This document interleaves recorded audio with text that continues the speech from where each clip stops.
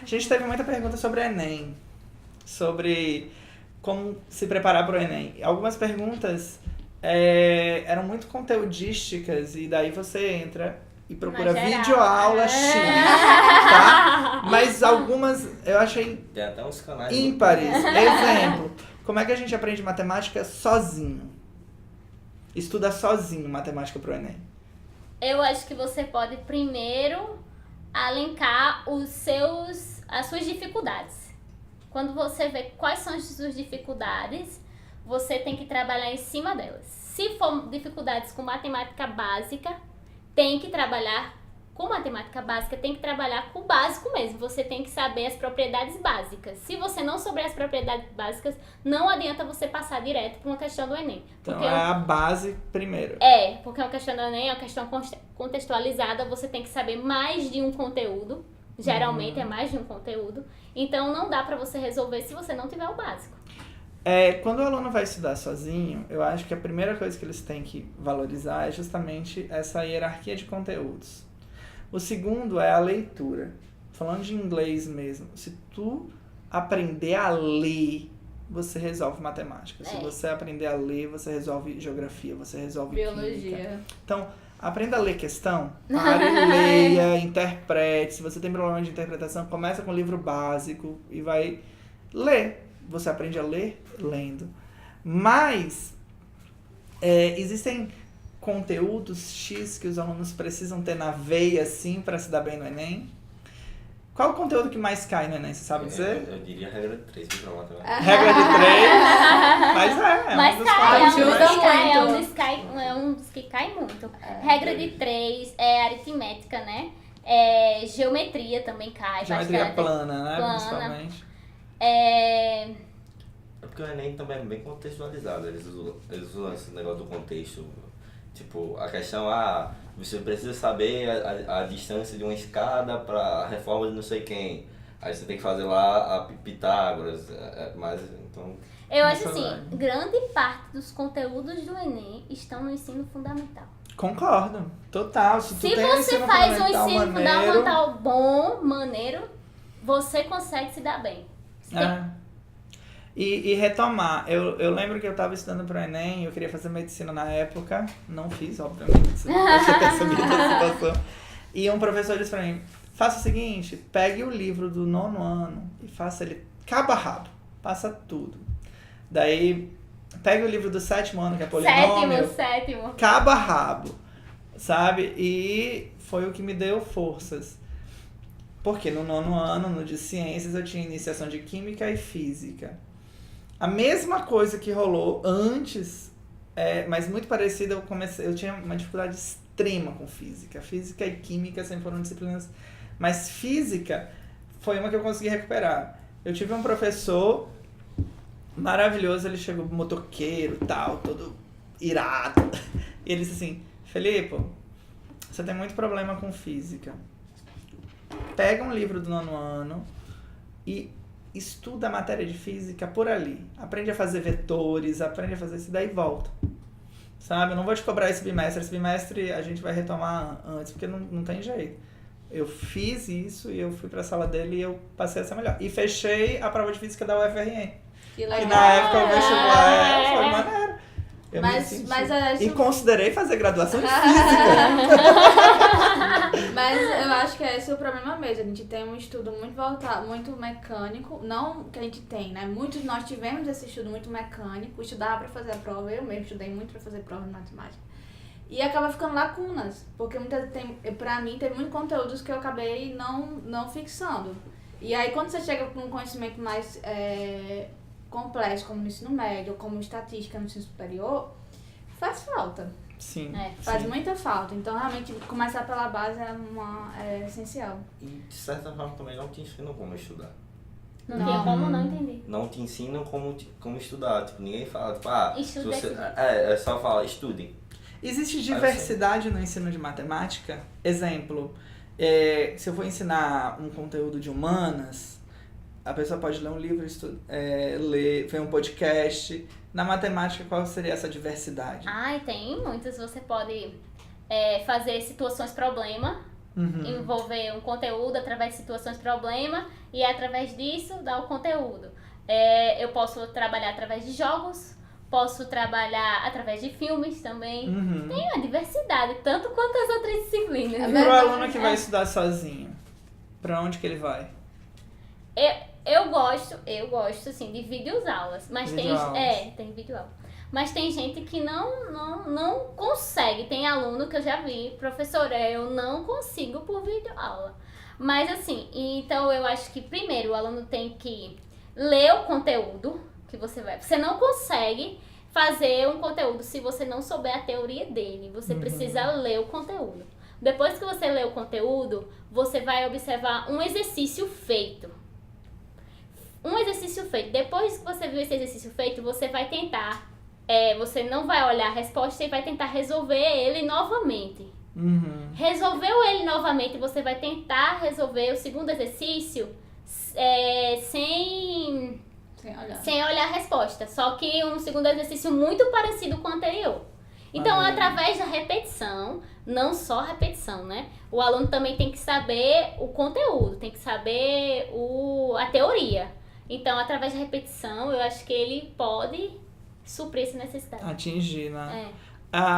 Quando você fala de jogos, você tem se apropriado disso. Você pode dar alguns exemplos de jogos que você já utilizou em sala? Eu gosto muito de jogos manipuláveis. Eu gosto de... Material concreto. Eu gosto de trazer para o aluno, assim. Às vezes eu trago um tabuleiro, aí peço para eles fazerem as pecinhas. Aí também os dados, eu gosto de cortar os dados e fazer com que eles montem. Ter uma ideia de recorte. Eles se apropriarem do brinquedo, do artefato. Exatamente. Muito massa. Eu também gosto dessa temática de filmes, eu gosto de trazer o filme, só que eles ficam até chateados comigo, porque eu fico parando. Não, mas eu tenho que, esse momento eu tenho que explicar, eu tenho que mostrar a vocês, porque depois vocês não vão lembrar. Então, aí eu fico parando, aí mostrando, isso aqui, o que é que tem a ver com o conteúdo que a gente tá vendo. Maneiro. Aí depois eu gosto de fazer um questionário. Então você leva do lúdico ao prático teórico, assim, ao exercício tradicional, é isso? Isso, exatamente. Teve uma atividade que, como eu já tinha falado pra você, foi a atividade do dinheiro falso. Que eles tinham que recortar os panfletos, objetos e os valores deles. E existia 2 grupos, os grupos que compravam e os grupos que vendiam. Então, quem estava com dinheiro tinha que ter a noção financeira de que eu só posso gastar a quantidade que eu tenho, não vou poder comprar mais do que eu tenho. E o pessoal que estava vendendo, a noção de venda. Eu tenho que... Professora, eu posso dar um desconto para vender? Eu disse, pode. Você é um negociante, negocie. Justo. Eu sinto que há uma complexidade quando a gente fala de jogos. Se você falar de jogos para gestores, secretário de educação, nem tanto, mas se você for subir a hierarquia e for falar com um prefeito, por exemplo, ele acha horrível. Em geral, os políticos, eles são realmente representantes da sociedade, e eu acredito que a sociedade em parte pense assim, você vai fazer jogo e a aula, e não sei o quê. Então, existe a explicação nisso. Um outro lado que pesa, pra mim, quando eu vou trabalhar com jogo, que isso obviamente pesa, mas a gente tem que trabalhar com jogo, o lúdico é importante, e trazer. Como é que eu classifico um jogo que funcione? Quais são os critérios que você utiliza pra dizer, é esse jogo que eu vou escolher? Assim, existem outros recursos que depois eu queria falar também, que eu gosto de trabalhar. Você quer já dizer? Quero, eu gosto, hoje em dia eles estão muito voltados para tecnologia, né? Sim. E você não pode deixar de não utilizar esses recursos, porque eles são do mundo tecnológico, eles sabem mexer com isso. Então eu gosto de trazer aplicativos, eu gosto de trazer o Kahoot, o Picles. Adoro. Vendo? Adoro. Kahoot, boy. Era a sensação, o professor de física chegava um Kahoot. Ele chegava, o professor chegava, porque ele gostava, e chegava, a galera já tava com as cadeiras tudo montadas dos grupos dos Kahoot. porque pouca gente tinha internet, né? Aí, finalzinho da aula, o pessoal já começava a brincar, né? Kahoot!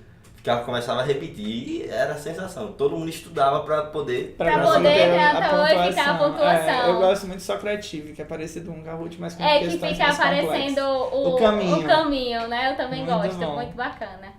Então, com relação aos jogos, qual foi a pergunta que você tinha? Quais são seus critérios de escolha do jogo? Ah, sim.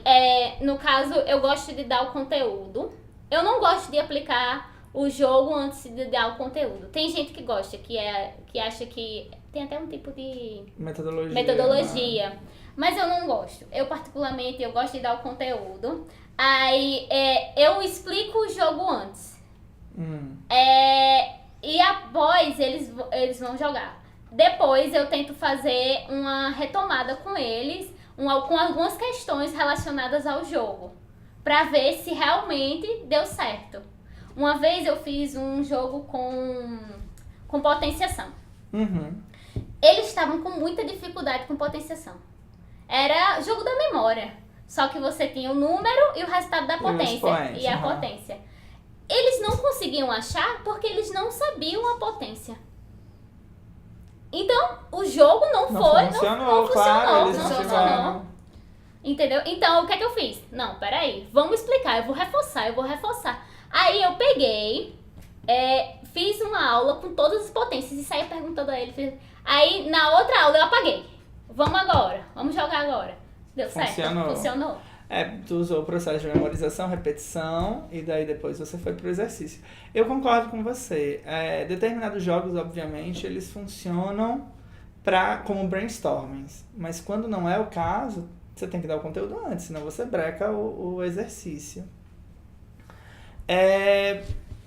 Você já sentiu que alguém rejeitou algum tipo dos teus jogos alguma vez? Algum aluno, algum pai, algum coordenador? Já, alguns alunos. Assim, alunos realmente que estavam desinteressados. Não queriam mesmo, sabe assim? Mas a grande maioria aceita, quer participar. É uma minoria, sabe? Mas acontece. Por desinteresse, por não saber o conteúdo. Por mais que a gente tente, às vezes não quer. Acho que o que os pais não prestam atenção e a sociedade não presta atenção é que o que mata o desenvolvimento do ensino é a falta escolar. Por isso que é tão combatido. Não sei se você tem essa mesma sensação, mas eu tô dando um conteúdo. O cara faltou, ele estraga a minha atividade do dia seguinte. Acontece muito isso. Não, e quando você quer dar continuidade, que é o caso, né? Você quer dar continuidade, aí você dá continuidade. Só que o aluno que faltou, não estou entendendo nada, professora. Porque faltou. Mas todos os outros que estavam... É por isso que é tão importante, infelizmente as escolas públicas, pouquíssimas têm isso, do professor de reforço, do professor de backup ali, que ele... Não é que ele vai ensinar o conteúdo que você tinha que ensinar, mas um aluno desses, ele precisa ir aprender por conta, ele vai precisar ser levado para uma sala e ele vai precisar estudar e entender o raciocínio com alguém direcionando esse estudante.